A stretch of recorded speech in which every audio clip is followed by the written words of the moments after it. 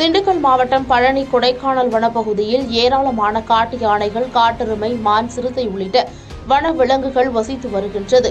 வனவிலங்குகள் அடிக்கடி வனப்பகுதியை ஒட்டியுள்ள விவசாய நிலங்களுக்குள் வருவதும், பொதுமக்கள் வசிக்கும் இடங்களுக்குள் புகுந்து சேதப்படுத்துவதுமாக தொந்தரவு செய்து வருகிறது. இந்நிலையில் நேற்று இரவு ஒற்றை காட்டு யானை ஒன்று பழனி கொடைக்கானல் சாலையில் உலா வந்தது. தேக்கந்தோட்டம் பகுதியில் சாலையில் உலா வந்த காட்டு யானையை பார்த்த பொதுமக்களும் வாகன ஓட்டிகளும் அச்சமடைந்துள்ளனர். வனத்துறையினர் காட்டு யானையின் நடமாட்டத்தை கண்காணிக்க வேண்டும் என்றும், வனப்பகுதியை விட்டு காட்டு யானைகள் வெளியேறுவதை தடுக்க நடவடிக்கை எடுக்க வேண்டும் எனவும் அப்பகுதி மக்கள் கோரிக்கை விடுத்துள்ளனர். செய்திகளை உடனுக்குடன் தெரிந்து கொள்ள சான்றோர் குரல் பக்கத்தை ஃபாலோ செய்து கொள்ளுங்கள்.